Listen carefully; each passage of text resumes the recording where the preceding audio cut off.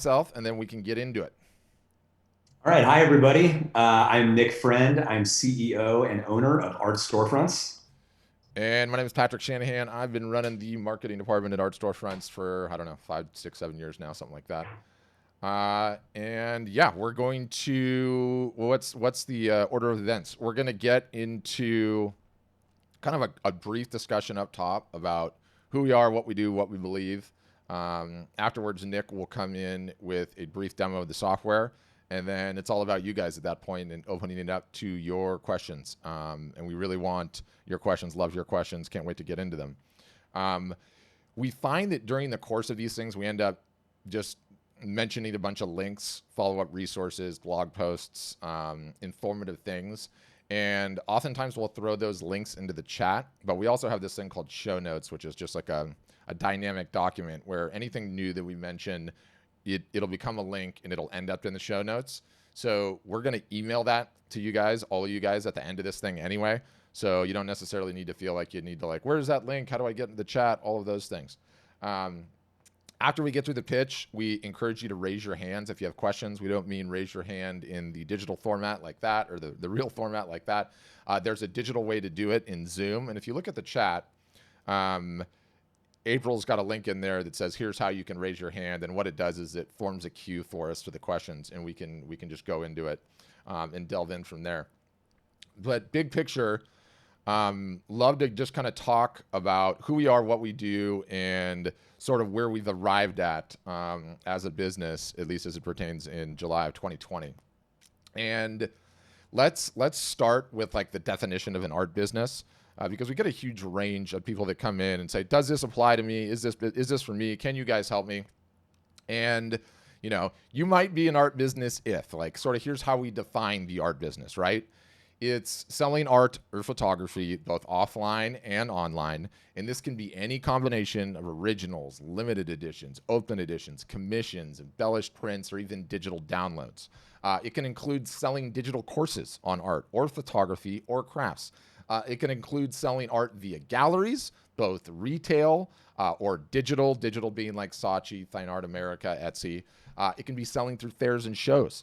It's selling direct, selling art to commercial buyers and interior designers. Does it also apply to sculpture, crafts, jewelry, and other related products? Yes, it does.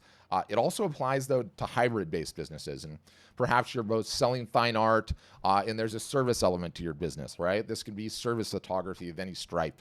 You're a portrait photographer, a wedding photographer, you're doing sports photography and then selling fine art. Or you're selling in-person workshops on teaching, painting classes, or you're taking people into national parks and showing them how to take long exposure night photography. So whether you're a full-time artist or it's a side hustle, none of that really matters. That's everything under the umbrella that we pretty much define as an art business. And where we're at these days as a business is we're pretty much just laser focused on success. What does that mean? We don't care where the success comes from. We get this question all the time. It's like oftentimes phrased as a variant of, oh, Art Storefronts, you're the one that helps artists sell prints online, right?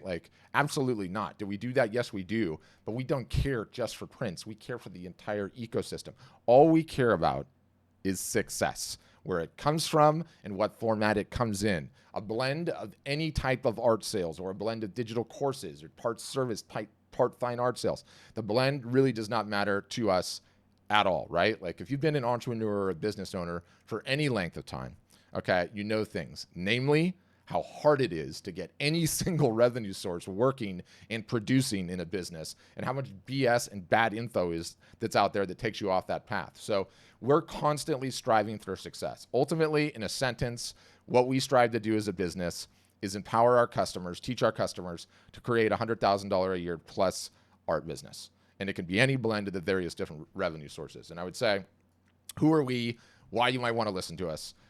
Nick and I are both extremely experienced entrepreneurs, launched many companies, done many millions of dollars in revenue, been hardcore digital marketers for a long, long period of time, spent over $2 million in Facebook ads. We've done a lot in our careers combined. So there's a strong entrepreneurial background. There's an extremely strong digital marketing background, which obviously continues to this day. That's number one. Number two is data, okay? Data comes in a couple of different formats. One, live sessions, both with our customers and non-customers, which we've been running for many, many, many weeks. You couple that with the fact that we've talked to on the phone hundreds of thousands of artists and photographers over the 7-year run. And as it turns out, whether it's your business or ours, he or she who is closest to the customer or potential customer wins. They always win. And pattern recognition becomes a real thing. Like when you talk to and interact with as many artists as we do, as many photographers as we do, as many service hybrid-based businesses as we do, you see regular patterns that emerge. You get a very, very good impression for what the market looks like, what's moving, what's shaking. As if that wasn't enough, we've got 3,800 customers, okay? And counting over 7 years of data. So we're literally swimming in data on what works, what traffic sources, what marketing techniques, what revenue blends, what sizes, what price points, all of it. You combine all of that, and we believe it gives us an extremely interesting position in the fact that we can marry all of those different facets and get a better picture about what's going on in the art industry, get a better picture of what it takes to create a 6-figure a year plus art business. And we should say why we arrived at that number. You know, it's a very good number for a small business. I think just about everybody out on this call wants to be doing 100K a year or more. Many, whether it's a side hustle or a full-time hustle, would like it to replace another job. And I think one of the best things is it's a totally achievable number. Not only that, there's never been a better time in history to start this type of DTC, direct to consumer business. This pandemic, this COVID situation has essentially poured gasoline on what was a fire, and it has advanced technology adoption at a rate like we've never seen. Something that should have taken 5 years to transpire is taking place in 5 weeks. And we believe that this consumer behavior, namely buying things online direct from the producers, is going to be the new norm whenever we get out of this dumpster fire. So what we find, looking at all that data, going over all this period of time, is there's essentially 5 pillars that you need to address if you're looking to create a 6-figure a year art business. Pillar number 1, unclog the drain. And as the analogy goes, before we can even talk about the other 4 pillars, we need to unclog your drain. Okay? What do I mean by that? What's stuck in the drain? There's just a number of self-limiting beliefs that both have prevented and continue to prevent artists and photographers from taking the next step in their careers. And they come in many different sizes and shapes, but they all have the same collective effect. Either the artist does not even start on the work they need to do, they focus on complete nonsense and never get anywhere. Hours turn into days, days into weeks, weeks to months, months to years, and you look back and there is little to often zero constructive forward progress in the business. And, you know, any of these sound familiar? My niche is different. I could be doing well if I just found this list of high net worth individuals.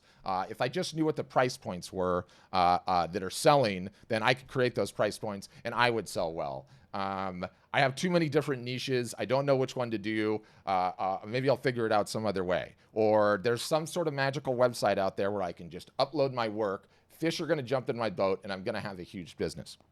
There's a massive streak of perfectionism that runs throughout artists and photographers. And that perfectionism takes a website that should be up in 14 days and turns it into a year and a half, and the thing's still not up. So we see these things again and again and again. And we find that until we pull those things out of the drain, none of the rest of the pillars can go down it. You cannot start taking these constructive steps towards building a 100K a year art business. So we'll talk about those. We'll try to get your drain unclogged.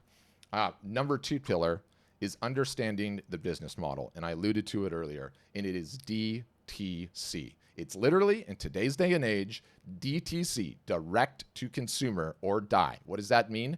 There should not be any middlemen between you and the customer. It cannot be a situation where you sell and you do not have all the information on your customer. The internet and the way that the world is working, and especially now in today's day and age with the craft fairs shut down, the galleries are closing, going out of business, art's embargoed in there. All of those are situations in which there is someone in between you and the customer. And that is just a recipe for disruption, a recipe for failure. It's quite literally the source of the starving artist problem. Selling through galleries, selling on online galleries, not having an email list, not owning the relationship with your customer, and then a pandemic hits. How is that working out for everybody, right? It's a disaster. So understanding the business model, we can get into it, but it's direct to consumer, okay? Number three, the secret, the number three pillar is the secret to effective marketing. And, again, I can't believe I'm going to tell you this. It's taken me years of marketing to learn this. It is a huge secret, and I can't believe I'm literally going to tell you right now. Let me tell you. You want to know what it is? There is no damn secret. There never has been a secret. It's two things. That's it. It's focusing on the highest ROI marketing activities. ROI, return on investment, your time, your energy, your treasure, okay? We have the data to know what those are. If you focus on those, and then most importantly, get away from all the stupid shiny objects and all the crap that everyone else talks about. Should you SEO your site? Absolutely not, okay? It does not work. It's not going to bring you customers. Should you market on Pinterest? Absolutely not. It is not the highest ROI marketing source. And so what everyone does is they chase shiny objects and they do not focus on the high ROI. Then they get burned out. They did not make any money and they quit, right?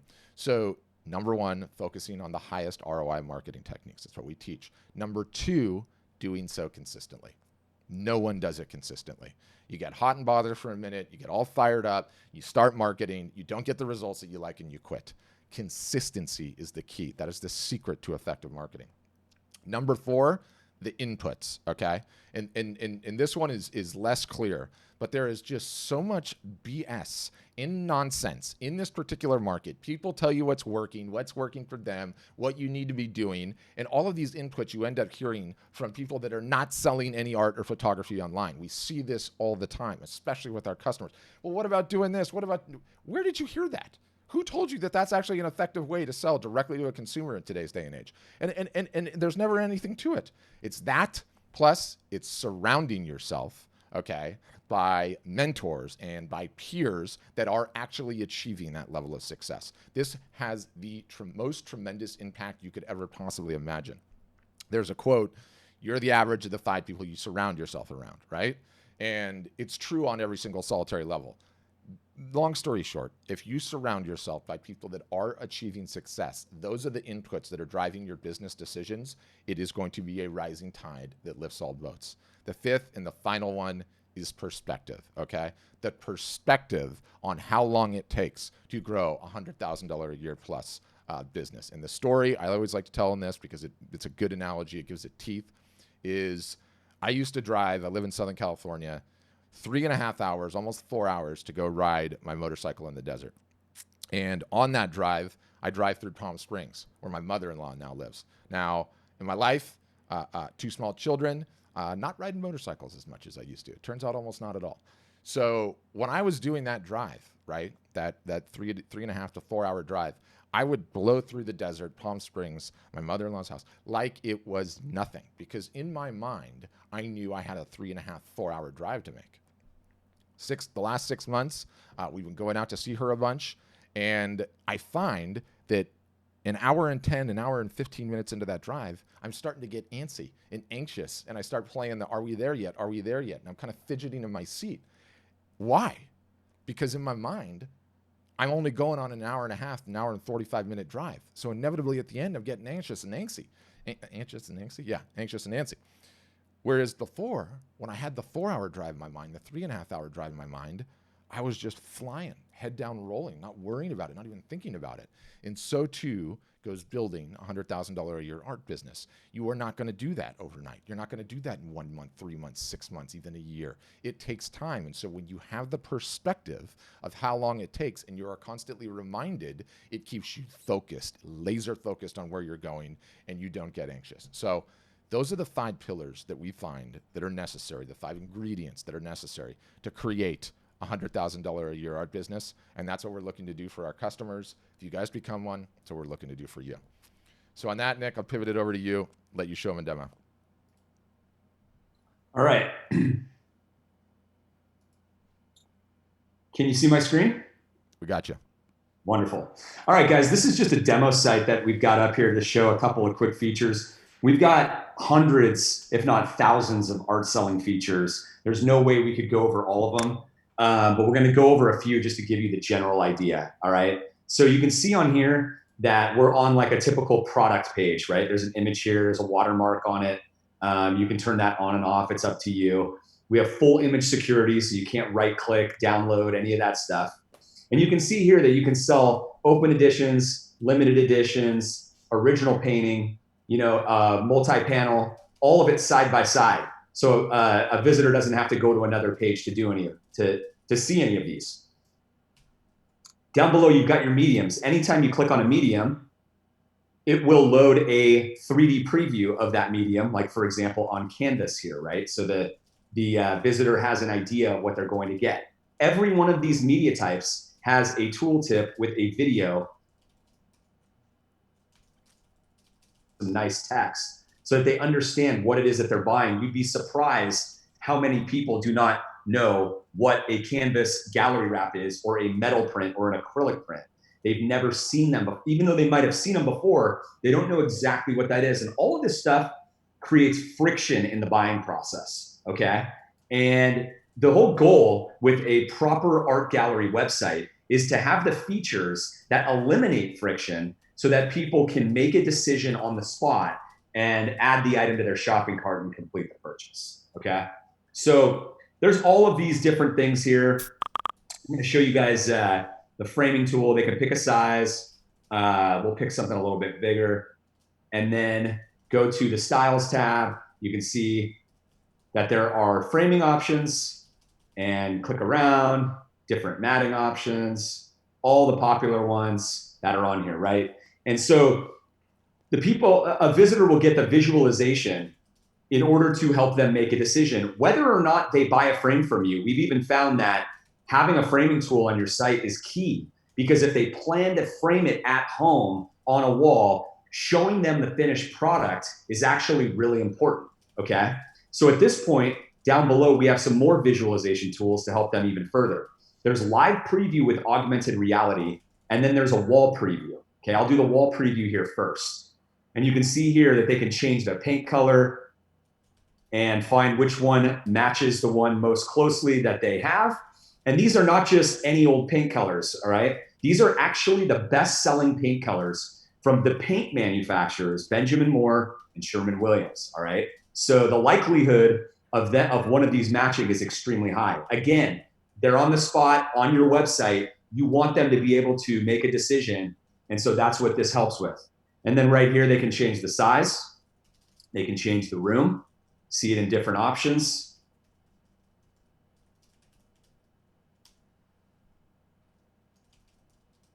And so forth. So the augmented reality feature will actually, when they click this, if they're on their phone, they can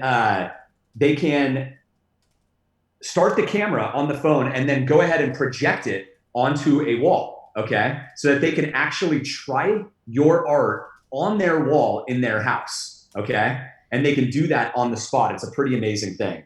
And then there's all sorts of other features that are down here, but we don't need to go into all of them. The point here is that when you have a website that handles all of the friction that's inherent in selling art, then your website will convert more visitors into buyers. And that's the key. If you're going to spend a lot of time on marketing and energy on marketing, the worst thing that you can do is drive it to a website that doesn't convert that traffic into sales, okay? So one of the stats that we talk about often is that it's actually a stat that comes from Shopify, and you can Google this. 99% of all Shopify stores fail.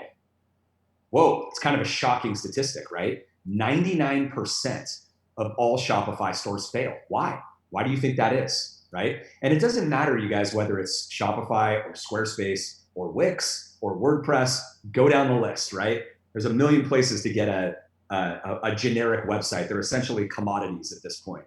But the problem is that just because you have a website, it doesn't mean you have a business. You don't have a business until you've solved the marketing problem. Marketing is all that matters in any business, in any industry, okay? And so these website companies, they are really good at putting their ads up and say, hey, your dream starts here, right? Get a website today. And then they got you on the subscription forever. And then they convince you that like, oh, wait, you still need, even though you don't have sales, you still need a website as like a online presence, as a glorified business card, or a portfolio, right? And that's just, we look at that and it's just kind of a ruse, because the reality is like, you need to have a marketing solution, right? to have a real business in any industry, okay?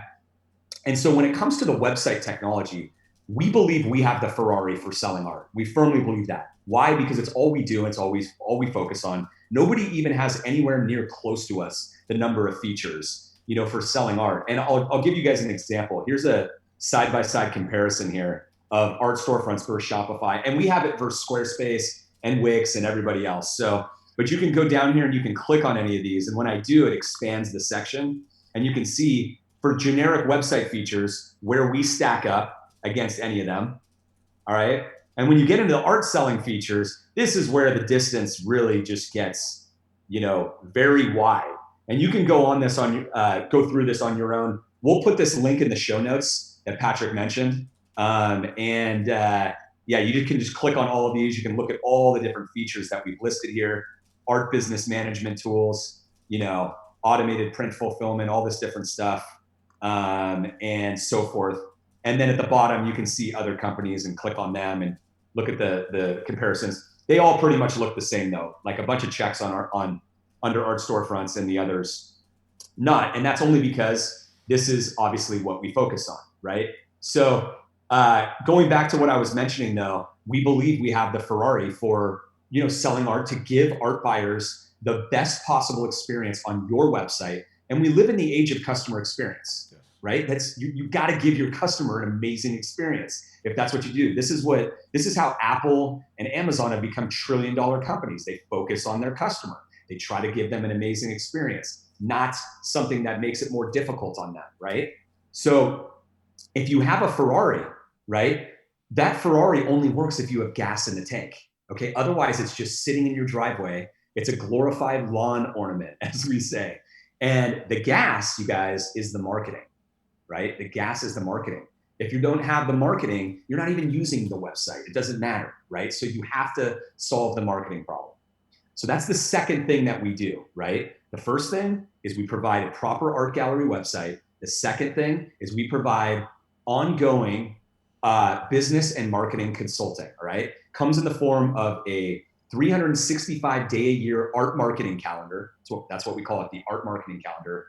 And weekly workshops that are Zoom calls like this with our customers only. They're private for our customers only, where we're working on all of the strategy and the tactics. So those workshops are very different than these because this is very high level. The ones with our customers are actually like, we're working on the actual tactics that will grow your audience, get you more emails, get your art in front of more people, grow your following and convert these people into sales, right? And there's a whole, it's every detail that you could possibly imagine, right? The exact plan from a high level and down to the finest detail, step-by-step playbooks on everything. I'll give you a quick idea of what that looks like. So here is, I just lost it. There we go. An example of the July 2020 marketing calendar. So I'll skip some of this top section here, but you can see we have a strategic overview where myself, Patrick, and the leadership of Art Storefronts writes an overview for the month of how we want you to think strategically about what you need to do that month. And then below it is the actual detail of everything. So here's a look at every day of what we want you to do. If you have limited time, we have stuff that's highlighted in red that we feel is the most important stuff. So if that's all you can do, you got to make sure you do that. Otherwise, everything else is on here. And on any given day, you can click on it. So if I just go to, let's see, the 20th, that's today. It's not kicking me down below. There we go. All right. So you can see that every day has objective and the tasks that we want you to do and explanations of everything. And then it'll link to playbooks. Like for example, right here, execute the #1 marketing tactic to acquire more leads, right? This is the stuff that we want everybody doing right now because everybody should be acquiring leads. And then for example, like, yes, today, Monday, July 20th, we've got choose a post from the Romance Marketing Playbook 2.0. So you click through to that playbook and you have complete step-by-step on everything to do with romance marketing, right? And all the different types of posts you should make, and exact examples from other Art Storefronts members that were really successful so that you are not guessing on any of it, okay? You literally have exactly what we want you to do. And then during the workshops in the week, we are working on all of this stuff together, answering questions and finding improvements, and then everything is getting updated over and over, right? So that in the end, everything in the art marketing calendar, every single playbook we have is literally state of the art, meaning it is the latest and greatest information for all of you, for every one of our members, for every Art Storefronts member, so that they can execute on the tactics that are actually really working for real people. As Patrick talked about, all we care about is success, right? So the art marketing calendar and all of our consulting is literally just taking all of the members that are the most successful, and we're reverse engineering all the success, and we're putting it into step-by-step playbooks, and we're building it into website features, right? Everything that we do starts with success, and we work backwards, and we built our product based on that. And I think that that's one of the most amazing things about Art Storefronts. Like Patrick said, we've been entrepreneurs forever. You guys, I've been in the art industry for 20 years. I've started 6 companies, multiple in the art business. And the thing that I love the most about Art Storefronts is, like, number one, yes, we've got a really bold mission, right? And it's to solve the starving artist problem, okay? And that's why when Patrick talks about these 5 pillars, they're so important, because it's literally everything that we have learned after talking to hundreds of thousands of artists and photographers over the last 20 years, you know? And so those things are not small things. They are things that, like, we have learned and thought through and are delivering to you guys, because I hope that you guys, like, if more people know this, and if you guys know it and you tell your friends about these pillars, then everybody's going to start going down the right path, right? Now, you still have to execute on marketing and all the tactical. So you're just getting started. But those 5 pillars ensure that you don't get it wrong right from the start, because that's what I see.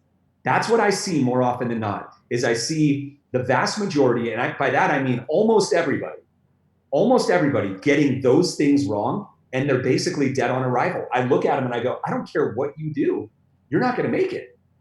You can't get those things wrong. You have to get those right. And so that's why we start with those on these sessions, and why I think they're so great. And those are the things that I want you guys to know. So this will be recorded.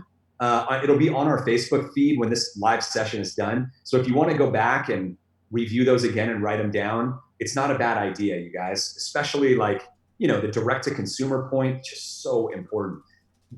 People have just gotten crushed during these lockdowns, but do you know what artists and photographers did not get crushed? Do you know who's having record levels of sales? The ones that have followed these pillars, the ones that focused on selling direct to consumer, DTC, all right? Those guys are seeing record levels of sales. They're not getting crushed at all. They are thriving, okay? And the vast majority of those are Art Storefronts members who have been with us for years, who knew that this is the way that they needed to go, pandemic or not, right? Controlling your own destiny, owning your own customer list. This is how you, as an entrepreneur in any industry, you guys, in any industry, this is how you build a business with consistent sales, with consistent income that you can retire on or pass to your kids. If you don't own a customer list, if you don't own the things that, like, make a business valuable, you have nothing. You end up with nothing.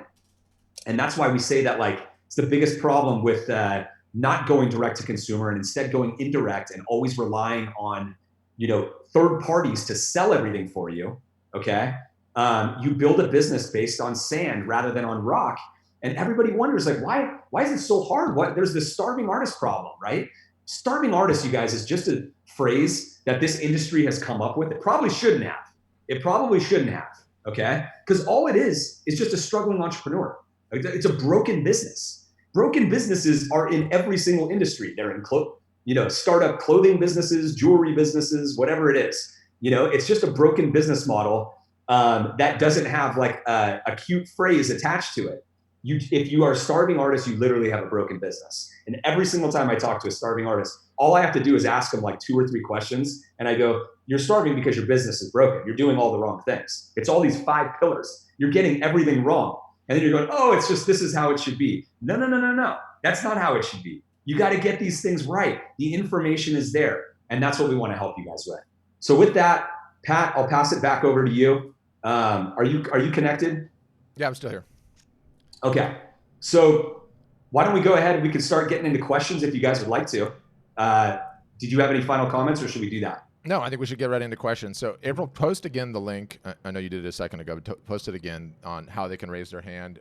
You can see we've got some hands going up already, and we'll just get into the questions. And mark my words, a lot of it will be clogs in the drain. It always is. Yeah, one comment on the unclogging of the drain, right? Like you mentioned that as the very first thing, and it's so important. It's so important because the one thing that I want to add to that is I am consistently just blown away, Pat, at when we do these sessions and outside when we're talking to other customers and other people when we have to unclog drains, like the amount of people that are working on things that are like what I would call lateral moves, right? Or they're low ROI activities. They're literally things that are not moving the business forward, right? Like there's so, I mean, you can, first of all, another like one you didn't mention is like dealing with prints. You start selling like $10,000 or $20,000 of work, and then you're still like dealing with your own printing, and you haven't outsourced that yet, and doing automated fulfillment, right? Yep. Like total waste of time, right? It's a lateral move. It's not moving your business forward, because the only thing that is moving your business forward is like I'll tell you guys. Here is the number one way to see how well your business moved forward last week, okay, or last month, or last year. How many emails did you collect? That's what I want to know. How many leads, right? Because leads in a sales funnel, you got to put leads in the top, and a percentage of those will come down at the bottom. And so if you did a whole bunch of stuff and you didn't generate more leads, then your business is not going anywhere. It's flat. That's why working on things like printing, like doing prints and all that stuff, rather than outsourcing that stuff professionally, of course, right? The right way, but it's lateral moves. It's stuff that doesn't actually move the business forward. And there are so many of those things. In fact, it's the majority of the questions that we get. And that's why Patrick and I, you'll notice, we're like, get that stuff out of there and launch and move forward. And so that, your drain is unclogged so that you can start doing marketing and move your business forward. Like it's like, I came up with this analogy on Friday where it's like, in my mind, it's like the car in like the Indy 500 that's just stuck in the pit, right? And they're putting the tires on and they're changing all this stuff. Meanwhile, the race is happening and other cars are moving all around. Ooh, good and analogy. It's like, that's a new one. I like that one. Yeah. Do you realize that you're like people? I feel like artists and photographers oftentimes they think that they're moving their business forward. It's like, do you realize your car's just sitting in the pit and it's just parked? And it's like, wait a minute, no, I didn't even realize that. I thought what I was doing was actually moving it forward. It's like, no. It's parked. And the reason that we're giving you this advice is because we're like, we got to get it out on the track. And I don't care if it's not perfect. We need it out on the track. We need it going around because we need to get you out there. We need to get you to build your audience. And if you got one image to market, then that's all we need to get started. One. Don't need 100. Don't need 30. One. Okay. We just had one of our members on Thursday at our workshop. It's one of the most beautiful stories that I ever heard. Pat, it was Janine. Okay. We love Janine. Okay. And you know what I love about it? She was taking a long time to get her website done, and Pat was pushing her hard in our private members workshop. Janine, harassing is probably the more fair term. What's that? Harassment is probably the fair term. And it's love, you guys. We're a family. We call it the Art Storefronts family. It's all love. But it was like Patrick was not letting her off the hook. He's like, Janine, it's been 3 months. You need to get your website live. You need to get it live. It's supposed to be 14 days. And she's always like, well, I don't know if I should have these images or these, or I have photography, I have art. Should I put on the same site? All this different stuff. Launch. So you know what happened? She launched with 3 images. She has way more.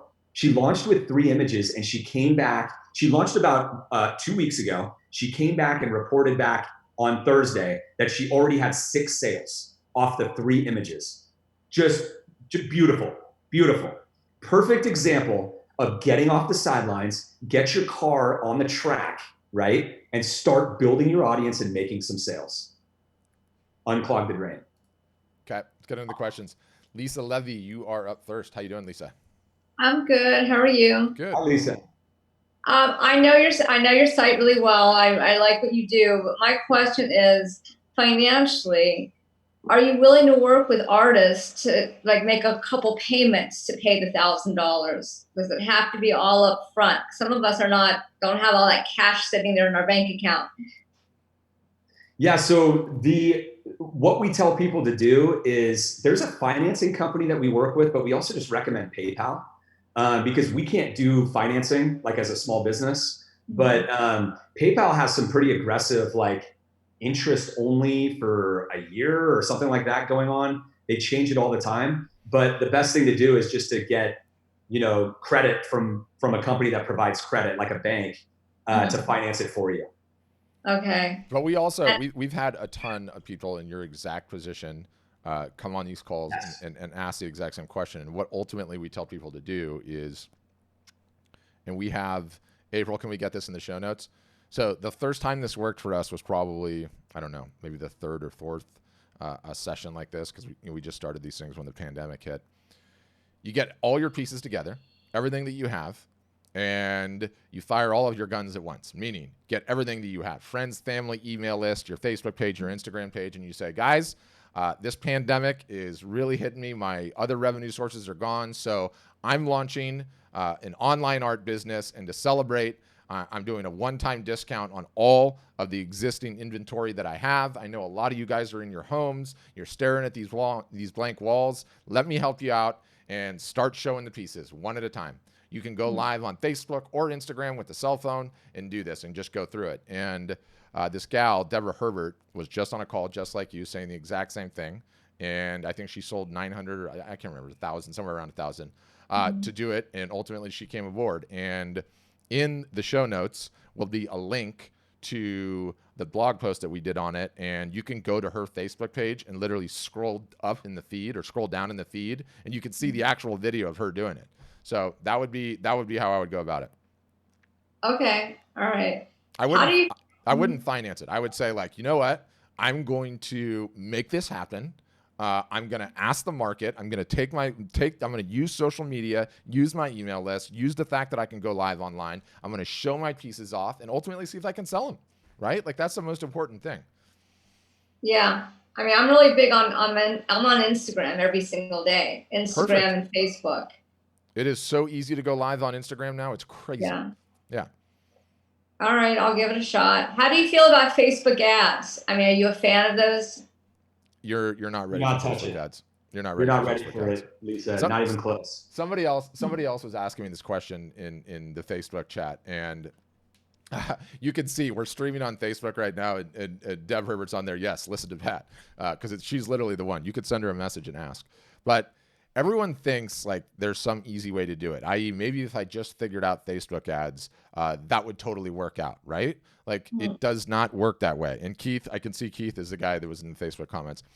If you don't have a proper marketing system in place, by which I mean you're posting content regularly, you are capturing emails daily, you are emailing that list on a regular basis, you are running live art shows to clear out excess inventory, you are having a sale when the time comes to have a sale.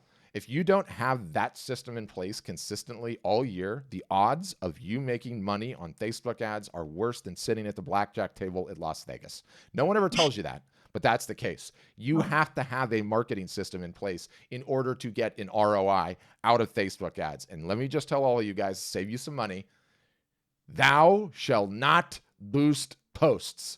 Boosting posts is the fastest way to light money on fire. You might as well just take that money and go have a fire in your backyard and cook some hot dogs on it, because you will never make it pay, okay? We have data on 3,800 artists, some of which are selling close to $1 million a year, some of which are advertising heavily on Facebook, others not. I see all the data. Do you know how hard it is to make it on Facebook ads? I mean, I run over $2 million in Facebook ads. I know what I'm talking about with Facebook ads. You've got to have the targeting in place. You need to have the right setup. You need to understand conversions. You need to be showing ads to cold traffic and warm traffic in conjunction. And if you do any of that without the proper marketing system, no chance. And even when you do it with a full-blown marketing system, it is still very hard. It's still very hard. It is still very hard. We are absolute experts at it, but that's the thing is Facebook they make it so easy. They dangle that thing right in front of you, right? Hey, just boost this post or just put some ads, like it's right there. And no, That's the thing, you guys. Like, if you notice the broader point, though, Facebook ads is just one source of like potential leads or traffic, right? But the broader point is no source of leads or traffic that you go after will ever be profitable until you have a marketing system in place. Straight up. That's you guys, this is how business works. That's business 101. So you have to have a marketing system in place to have a real business. Then you put things into it, and the system, romances those leads, warms them up, and turns them into customers. That's how it works. Okay. Thank you. Thanks, okay. Okay, Amzi, what's up? You're up next. I just have two questions. One is, can you put videos on your site through art storefronts? And the other one is, how do you go about live art shows on art storefronts? So yes and yes. Videos absolutely everywhere. You can do that. The second thing is, when you come on board, Amzi, we've got the whole live art show playbook, and we're all doing it together. Okay, so you'll literally have every single detail of exactly what you want to do, or what we want you to do. And so that's all you got to do. Like, just come on board. Pat, let me look on the calendar. I know that the live art show, is it this week? No, I don't. The next one? Yeah, I don't think it's. It's the 24th. Yeah, so it's that's what I thought. It's Friday. Friday is the next time that we're having everybody run a live art show.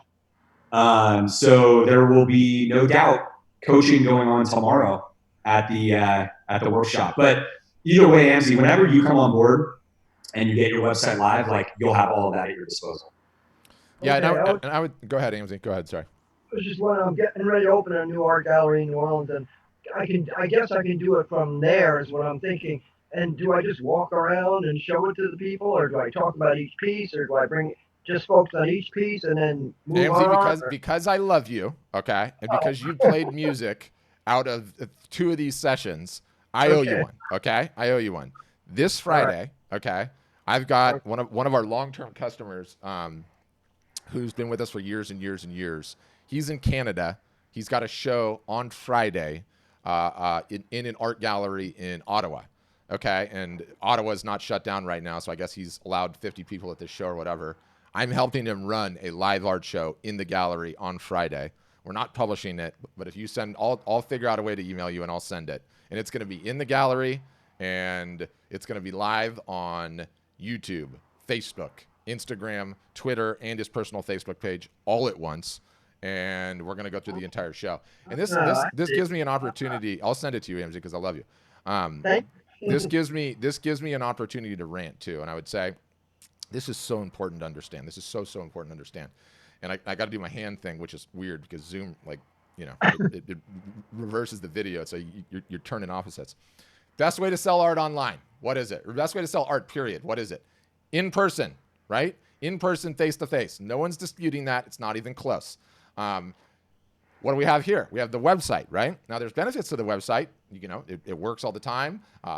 It works when you're asleep. It allows you to sell art everywhere all at once, right?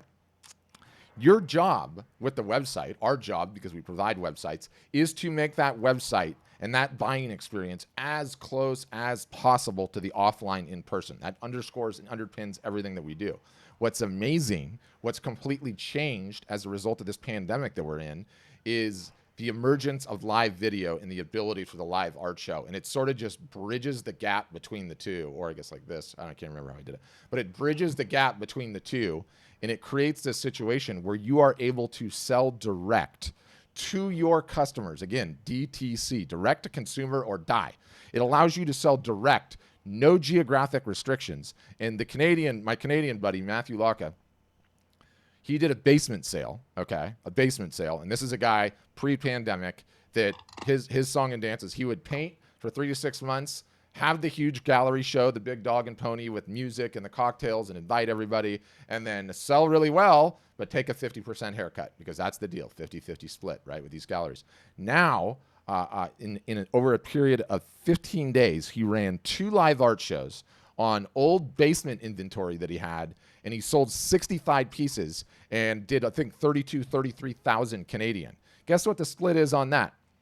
100% to him, right? So we believe, and we've kind of gotten off this narrative in the last couple of weeks, but we believe conclusively that the live art show is the biggest disruption change to selling art and photography that's happened certainly in our careers in the last 15, 20 years, because it allows you to go from one to many. It allows it to be personal, relational. The artist controls all of it. It's the artist that's articulating it.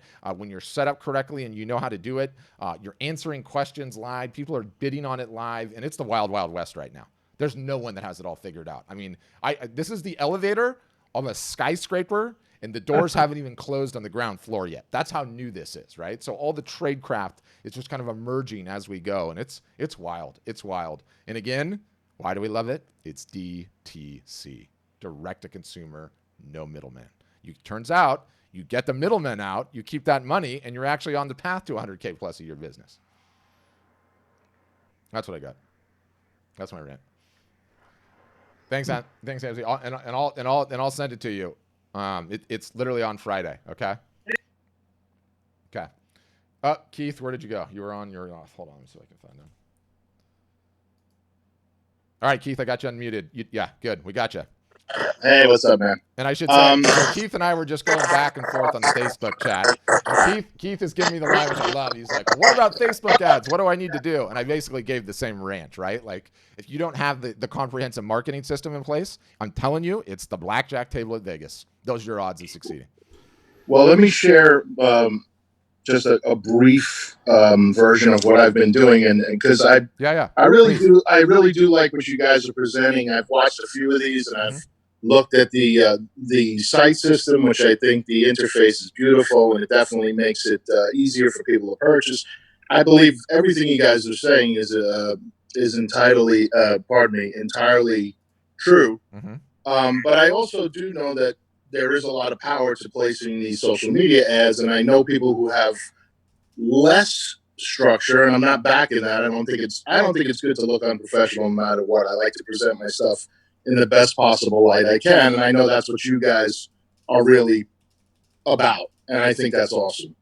I had consulted with a few of the other members who were kind enough to message me and give me some feedback, and they're all very happy with the service. I'll say that first. Yep. But I was a little off-put by what I would consider the feedback on the ad creation was like it was a little looser than the rest of what you guys do. It wasn't quite a tight approach to targeting copycat audiences. Like, you guys know all the terms. I'm not going to bore you. Yeah. So just one last little appendix is, so I was in the tattoo business for about 30 years. So I have a big fan base of about 15,000 people. And again, you guys are marketers, so you understand that usually only turns into 150 sales of a product. So when I drop a print to 15,000 people, I sell 150 pieces. It's that, whatever percentage that is. It's a minimal return. And like I said to you in the chat, I'm trying to amplify this because I know my work sells. I've done a lot of live shows, a lot of conventions, a lot of art fairs. When I'm there in person to sell the stuff, it goes. But I've lacked in the area of selling on the internet. Like I said, outside of my own marketing and fan base, I've paid for stuff, and it's just been, pardon me, it's been the shits.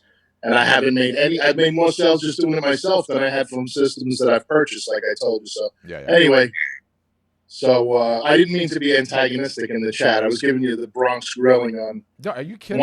You think wanting to know the deal house over here, Keith? I love mixing it up. I love mixing it up. The long and the short of it is warm traffic is very. Let me zoom all the way back and say this. Real quick before you start, because I don't want to break your flow. Yeah. And my other question was: Is it $1,000 a month or $1,000 a year? How much does it cost? It's $1,000. So the pricing for Art Storefronts is $1,000 one-time fee. That's it. You never pay it again. Okay. And then you guys make all your money off of the fulfillment. after that. You're making your money off. No. There's more. Let me just Pardon me. I'm sorry. I didn't mean Oh, to. no worries, Keith. No worries. So the entry level plan starts at a one-time membership fee of $1,000 and $44 a month. Okay. And then it goes up from there to a one-time membership fee of $2,800 for everything, right? All the bells and whistles. One time, you only pay it once, and $59 a month. Okay. And so the next step is to actually, if you're looking into all of the details, to request a demo, and then our team will go through everything with you, all the details of all the features, like when I was scrolling down the screen, and what includes what, and that's the next step. So, but if you had to, I'm sorry. Wait. I was just going to say, if you could make like a broad umbrella generalization about the difference in those tiers, what would it be? I know there's a lot of details, but the way that we say it is we have one package. It's just we're selling one thing, and it's like if you want to be properly equipped, right? Like that's the art storefronts. It's called the gold plan, right? What we've done is because of people people have asked like on this session, can you give us an entry level way of getting in? And so we created like financing options, and that's what those other options are. But they're only meant for people who that's all they can do, and they just need a way in, and they need some advice and help to like build up and go from there. So, yeah, no, I'm more than willing to invest the money. Like I said, I've spent the same or more on things that haven't worked. I'm getting tired of throwing my money away. I know. In many ways, you kind of answered your own question. Like you're wondering why that we're cautious about the Facebook cold ads is because pretty much every time people they want to start doing the cold ads, but if they're not doing the other stuff, then we advise them to hold on. Now we don't tell everybody not to do cold ads, right? We don't tell everybody not to do cold ads, but nobody, like most people don't have the marketing system in place to be able to service that, right? So we have a whole course on Facebook ads, right? That we have that's private, and it starts with warm. We're always pushing people to warm ads first, because that's where you're going to get the ROI. But I think the real answer to your question, Keith, like from my standpoint, is we're in kind of like the details of the ads, or like there's like a point that you didn't like about that or whatever. All I can tell you is that all we're doing here is like, we're trying to make everybody as successful as possible, right? And we have people selling hundreds of thousands of dollars a year from their own sites and doing it from home. Right? We've got a photographer that we just talked about like last week, and we just put information out on him. Jonah Allen, he sold $35,000 last month, and I think he's going to go. He's on track for like a $45K month this month, and he credits us for a lot of that success. Right? He's put a whole review on Facebook, and so all I want to do is have you do all of those things that I know work. Right? That's what I want you to do. I know what these people are doing. They're working absolutely there, and I want to focus on that and get there rather than go like, if you come in and you're like, I just want to do Facebook ads, I'd be like, Keith, if you want to go do that, go ahead. But I got a plan for you that I think is way better and more efficient, and we will get there. But let's get you on the best plan, not the plan that we might gravitate towards. You see what I mean? And let me let Pat give his take on this, because he's got opinions on it. The larger point, Keith, is easy. The larger point is like selling art and photography is so filled with friction, right? It's not like selling any of the other services. And so the reason all the consultants fail is because it's almost impossible to nail it on the first go round, right? You need a lot of reps and sets, a lot of pattern recognition, a lot of time to truly understand how you market this stuff and the most effective way to sell it. And very few consultants focus solely on it, and so they never end up winning. Very few people that actually write the courses focus 100% on it, so very, very few of them end up winning. And for us, the cost, what it costs, if we know that the only way we survive and thrive as a business, art storefronts, is to ensure that our customers are on a path to 100K a year art business, then it puts both of us in the same boat with two oars rowing in the same direction, right? And in order to make successful customers, we need to have our customers bi-weekly in Zoom sessions where we teach the latest thing. We get them on the right course. We keep them focused on the stuff they need to be focused. And most importantly, ignoring all the nonsense, right? And that's the game. Like it's self-preservation for us, right? What we charge, because it's the only way that we can continue to provide nonstop coaching. It's like you pay to get into college, except the classes never end. They never end. Well, just let me make just one last point. I don't want to occupy any more of the group's time. I apologize. No, you're great. So what I will say is, I've really on a DIY level for the last 15 years been able to. I have a successful podcast that, again, it's not advertised. It's not a big deal, but it's 3,500 downloads a month, which I've been told. Good stuff. It's great. That's a lot for a guy who's just doing it himself. And that's all based on people who are fans of my tattooing or my teaching. I released a lot of instructional videos on tattooing that were very successful. This is not a brag. I'm just trying to say, like, okay, long story longer. I feel like I'm good at content creating and entertaining people, and I've gotten a lot of positive feedback on it. I feel like I'm missing that less. I always get hung up on what the hell is missing, that I'm not generating the income that everybody tells me I should be generating. So that's what I'm looking for. And I know that's not even a question. I'm just trying to share my gut with you. Yeah, it is a question. It's a good question. I mean, it's a really good question. Ultimately, you're probably missing on, it seems small. Well, one, you're missing on the website for sure, right? Like we say our website's a Ferrari, but it's only truly a Ferrari for someone that has a bunch of gas in the tank. So if you have a bunch of traffic and you have a bunch of eyeballs coming to the website, it's not rocket science that more of them are going to get converted into buyers. That's just truth, full stop. Yeah. But your other problem is that you're and it's not a problem. You're doing great. What size is your email list, by the way?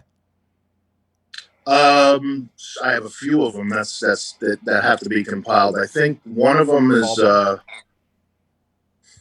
think I've got 1,800 on, what's the name of it? MailChimp. And then I think I have another one that's like 3,600. That was from when I also ran a mentoring program, a tattoo artist mentoring program, where I was having people pay me $800 a month to take my mentoring program. Okay, well, you should start selling that again. You should start selling that again. That's a great. No, I'm with you, man. But like I said, I mean, for me, and this is why I wanted to contact you personally, because I felt like I'm going to friggin' take over this dumb. No, not that it's a dumb call. So I don't want to take over other people's time. Yeah. But dude, I take things up to this level of success, and then so for some reason I pull back. Like my first DVD, and obviously DVD isn't in the market right now, but when I dropped my first DVD, it made $70,000 that year.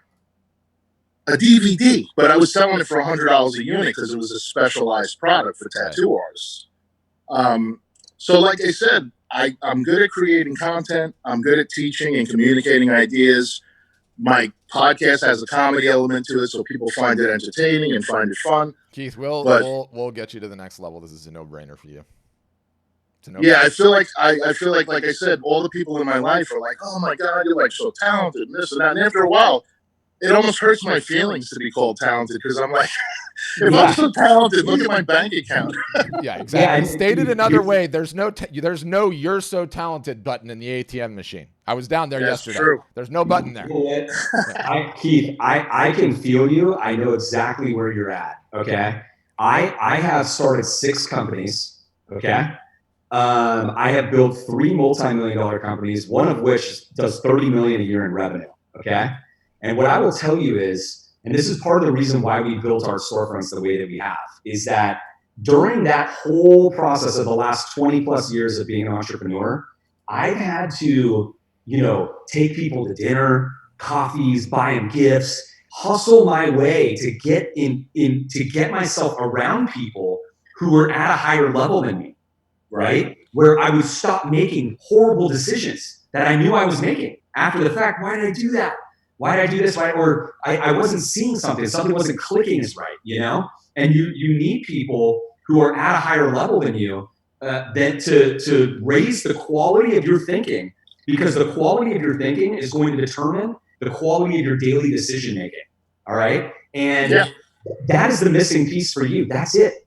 I'm just telling you, it has nothing to do with Facebook ads or anything else. It has to do with the fact that if you had some good mentors around you, right, who have achieved more than you, who know the way a little bit more, and you could bounce your ideas off of them and say, is this right? Am I thinking about this the right way? Or should I do this or should I do that?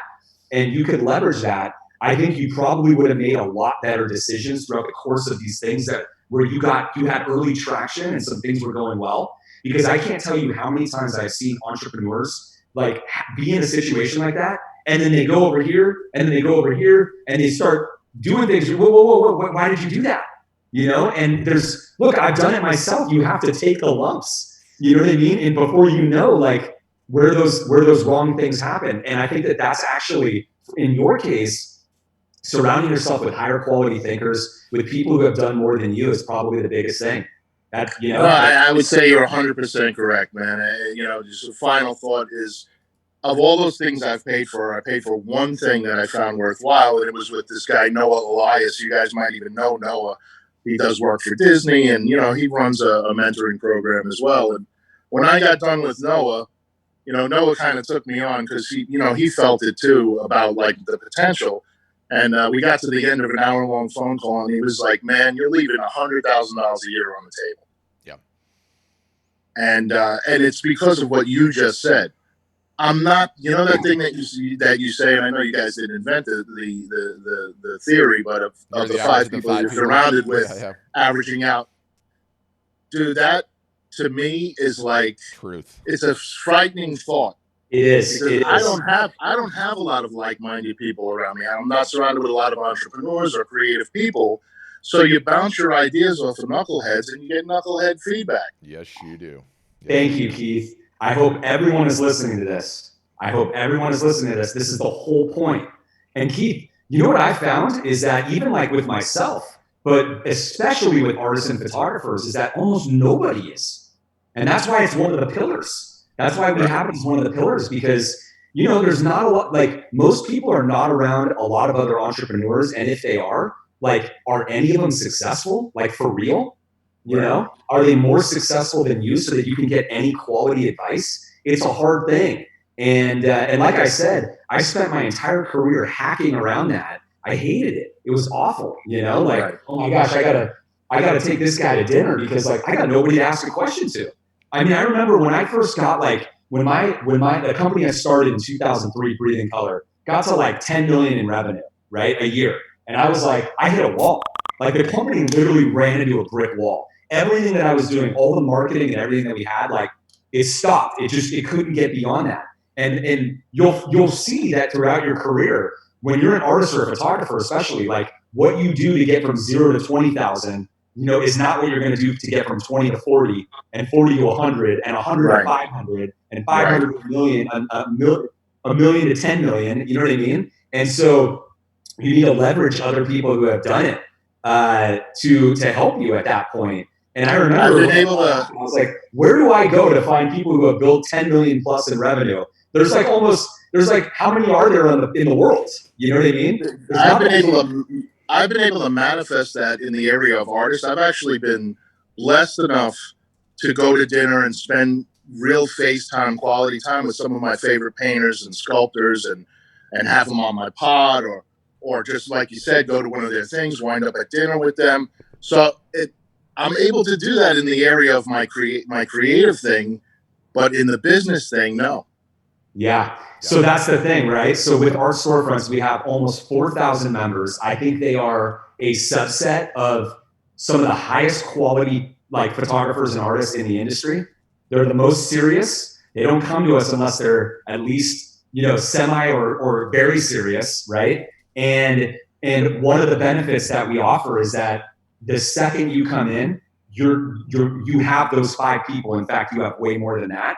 And I'm one of them, and so is Patrick. Right. I thank you for your 5 the second you join. Like I take that very seriously, and I know Patrick does too. But all the other members, everybody helps each other. That's why we call it the Art Storefronts family. And I built it for this reason.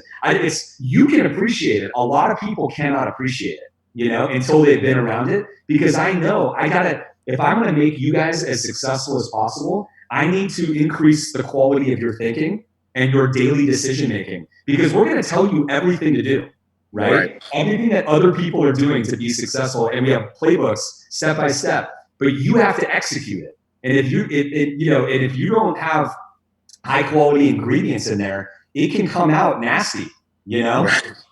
Yeah. So like, I love that you brought this up because, and you're not hijacking the call, because this is very, very helpful for everybody to learn. Like, when you are an entrepreneur, like, you are very talented. I can tell you can like sell and you can market just by talking to you, just by talking to you. I know you've got all these ingredients in there to be amazing, right? But it's like, even with all of that, like, there's just a couple of those missing pieces that can hold you back for decades, right? And decades, literally decades. Yeah. Literally decades. I'm hoping to check those boxes off your list by surrounding you with other people that are like at your level and way above, so that you can be like, okay, what are you guys doing with all this? How'd you get past this, right? And then on top of that, being able to access our leadership team who's running these workshops, to be able to bounce things off of us, to go, wait, I wouldn't do that. I would do this, Well, I appreciate both of your time. Thank you very much. And I know you guys are selling a product, but you come across as very sincere. And I'm very interested, and I appreciate you guys. I feel like you took a lot of time with me, and I appreciate that. You're welcome, Keith. It was a good chat. Nice meeting you. Yep. Do your homework, vet us, but I'm confident that we can help you out significantly. Oh, of course. Okay, Vin, sure. You're up next, and then after Vin, it looks like it's open. So if anyone else wants to get a hand up, they can. Okay, Vin, you're up. Go ahead, Vin. Yeah, having to unmute there. I only have one quick question, and that is about sales tax. I think I'm in the same state you guys are, so you probably know what the sales tax issues are in our lovely state of Texas. Do you? Yes. What is that a big deal, big problem? Do y'all kind of do a little? I mean, I do have a accountant that I can turn to who specializes in art, and maybe she's the one I need to talk to set it up. Well, sales tax is really a non-issue. I mean, what you do is you file for a seller's permit. You can just Google it, seller's permit Texas, and so you're basically registering your business that like you're going to be collecting sales tax, having a real business. And when it comes to like our software, like we have all the sales tax is all automated, so you don't have to worry about it, right? So you just say turn on automatic tax calculations. It'll charge tax if that person's in Texas. Then you can do an export at the end of the year, give it to your accountant or whatever, and then you pay that one amount to the state, and that's it. Thank you. Totally simple. You got it. Okay. Taxes are no fun. No. Definitely. But we try to make it as easy as possible because we want you focused on marketing, right, Pat? You got it. Okay, Michael. Let's see. Oh, right, Michael, hey, how are you doing? Good. Can you hear me? Yeah, we got you. Hey, I've been talking to Victoria. She's awesome. Oh, great. Yeah. I really, she's very patient. I have a quick question for you. I don't want to take much time. Sorry for the snow background. I couldn't figure out how to get rid of it. No, it's kind of calm. It's pretty much opposite of that. I am a commercial photographer, but I'm also a painter and a fine art photographer. So those are what I want to sell online. And would you recommend that be two different sites? No, just one site. One site. For the painting and the fine art photography? Absolutely. One site. Site. You don't think to throw people off or not at all. We get this question at least once a session. Session, I'm telling you. Okay. Put it all on the same site, rank it by bestsellers. Our team helps with all of this, right? There's a proper way to set up an art gallery website, and so we have a process for how to do that properly. But from a high level, the way that we're thinking about it for you is that I want you to have everything on the site. I want you to rank it the best that you possibly can based on historical sales or what you think are the most popular or best sellers, right? What you think they might be. And then you market it, you start doing the marketing and all that stuff. And then we let the market tell us the truth about what is the most popular, what's resonating the most, out there. And then over time, you might focus more or give more of the websites like real estate, if you will, towards the stuff that people are liking more. If it's a perfect split, fine, but doesn't matter. As long as it's all your stuff and like, this is your art, like you're building your own brand and the market's going to tell us the way to go. Yeah. Okay. Well, I think those two are close enough that they wouldn't be completely unrelated because I'm also a sculptor and glass blower, and I that would be too crazy, But I just what I want to sell is fine art photography and the painting. Okay.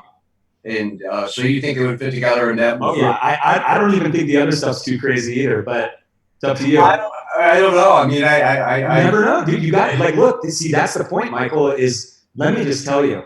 After years of being an entrepreneur, Pat, you can back this up. Pat started a lot of businesses as well. It's like the things that you think sometimes are like there's no way they're going to work.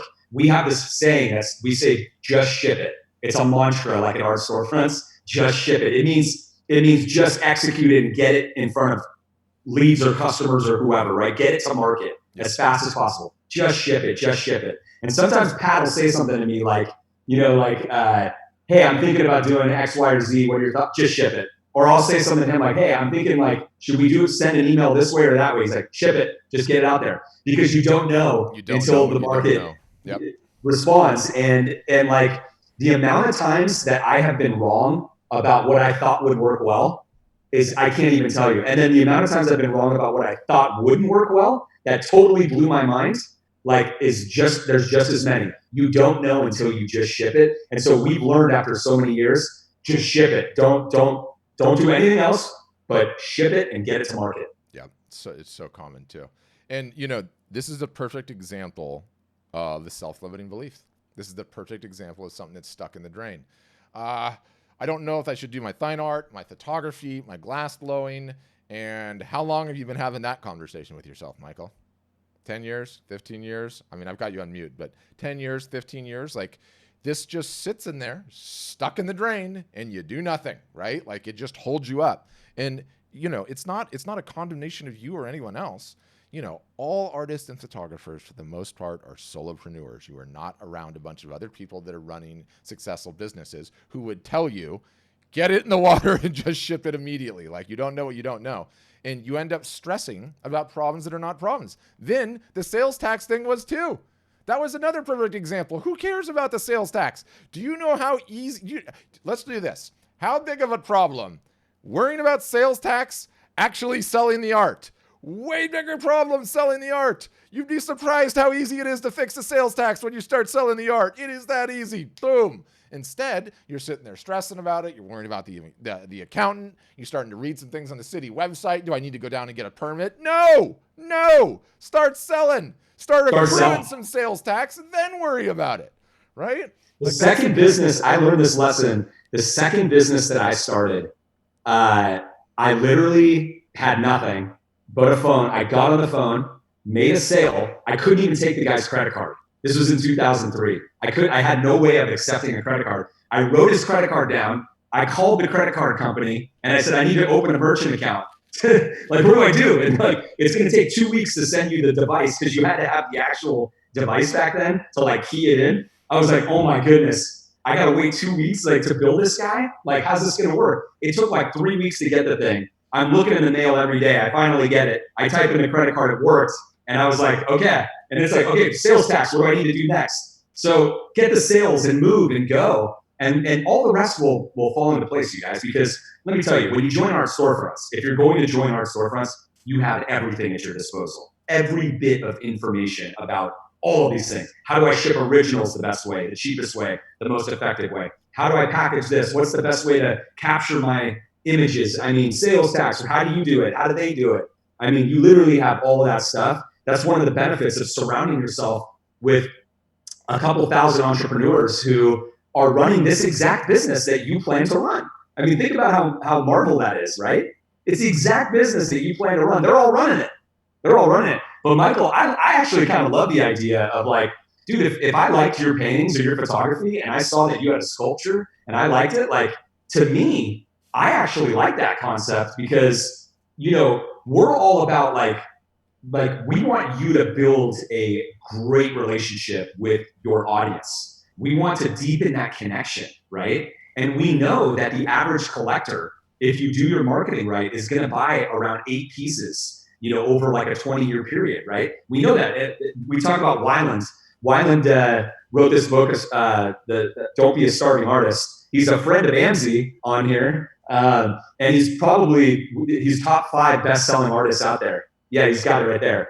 Top 5 best-selling artists in the world, and he wrote that book, and he's got that stat in there. But when you're building an audience like that, like they're going to be connected to you and your talent, and so the likelihood of one of them buying one of your other products is way higher, because you built that connection. So I actually have no problem with it. Like if you've got stuff, it's take you 5 or 10 minutes to like load like 10 or 20 of them onto the website with the pictures and the pricing. Why not? I say why not? Okay, we got Ron? Yeah, we got Ron next. Ron, go ahead. What's your question, Ron? Yep, we got you. I had a question on when you were talking about fulfillment. Because I do art shows, the requirements of art shows is that we produce our own work. So, and they're supposed to be signed and numbered for most all the art shows that I do. Unless I give up doing art shows, fulfillment doesn't do that. They won't, at least the people I see won't. So if we go with fulfillment to unclog our drain, as you call it, are we putting ourselves in an awkward situation because they won't be able to satisfy signing and numbering editions for the customers, which if they've seen our work at art shows or on our website, if we say that's what we do, signed and numbered editions, limited editions, the fulfillment people, they don't do it, do they? Well, they do, but let me explain it. But this is a good question, okay? So we have on our storefronts, right, you have the ability to set up open edition products and limited edition products, okay? The open editions will fulfill automatically, right? It won't come to you. It'll just go directly to the customer and all that stuff, right? It's all automated, hands off. It's a beautiful system. Now, the limited editions, okay, those do not trigger a automated fulfillment order. So what our customers do, what our members do, when they get an order for a limited edition, there's a special place in the back end where you can place an order for that image, right? And for that print, and you can do it in like 30 seconds. And then you send it to yourself. And what they do is like you unpackage it very carefully because you want to keep everything. It's beautifully packaged, right, with your branding on it. Pull it out, sign it, number it, put it back in, and put anything else in there if you want to include like anything else that's special in there. And then you send that to your customer. Okay. Okay, that sounds good. Yeah. So, and the other, like, look, at that point, you're just using the same print fulfillment, that you use for your automated fulfillment, right? But you could, if you wanted to, if you have like a print shop down the street, make your limited editions for you. You know what I mean? And ship them yourself. You're essentially just buying prints and shipping them yourself at that point. Yeah, because I have a large format printer. I've been printing my own work for 20-some years. So basically, I wouldn't be needing that anymore, right? You know what you're saying? You would, I mean, you could still do it for your limited editions if you wanted to, but not for your open editions. You wouldn't need it. Okay. Thank you. So it could be useful for that, but that's a decision that you'll make. I mean, what I always tell people is that the people that we have that are selling, $100,000 a year or more, or probably way lower than that, probably $50,000, they're not making any of their prints. And some of them did beforehand. They had their own, Epson 60-inch printers or 44-inch printers or Canons. They got rid of all of that. It just becomes a nightmare, and it's a total waste of time when not high ROI activity, right? Yeah, it's not a high return on investment activity. If we believed you making your own prints, okay, signing them, looking at making sure the paper's perfect and all of that, if that was going to get you more customers, we'd be all in on it. We'd be buying everybody a printer and getting them to get it. It is not a good use of your time. You take that extra time by not printing, you pour it into your marketing, and surprise, the business grows, right? Like that's the ballgame. Yeah, exactly. Like I just think about, because I know printing very, very well, right? I'm thinking about all that time in the printing, and you think you're saving money with a little bit of margin, but then you're losing it on the packaging costs and the shipping rates because you're not competitive as these big fulfillment companies are, and then all that time spent on that, and I'm like, how many emails and how many more eyeballs or followers did you get on your art during all that time? It's none. Yeah. It was none. And it's just not worth it for the, say, $12 here or there or whatever it is, right? Yeah, we got a question in the chat that's interesting. It says, my question pertains to the ordering of prints and the ability of customers buying frames for prints. Who's framing prints? And you should probably just tee that up as a larger discussion about the framing piece. The fulfillment, you guys, the fulfillment companies, if you use automated fulfillment, which you don't have to, okay, you can self-fulfill. If you have a printing company you already work with and you like them, you can do that if you want to. But with the automated fulfillment, the printing companies print, frame, ship, the whole thing. You know, send the tracking numbers, all that stuff. They do that. They do the whole thing. We even have one of our fulfillment partners is doing this. The other one's actually rolling it out. They've already agreed to do it. But they'll even put. We have an area in the back end where you can upload your logo in a specific size, and they will put a label on the exterior of the box on your packaging, so that when it arrives at your customer, your branding is actually on the packaging. That's how professional of a fulfillment system we have. It's very, very solid, you guys. It's actually my baby. I call it my baby because I come from the printing background, fine art, you know, printing and photography printing, and our fulfillment program is amazing. Should we go to Jonathan? Yep. And we'll circle back to you, Amzie, but you already got one question. Jonathan, go ahead. You're unmuted. You'll probably need to hit the unmute in the bottom of Zoom, the microphone. Yep, we got you. Okay, thanks. Question about the percentage that Art Storefronts takes per sale of each piece. Yeah, so the percentages range from, it depends on what plan you're on.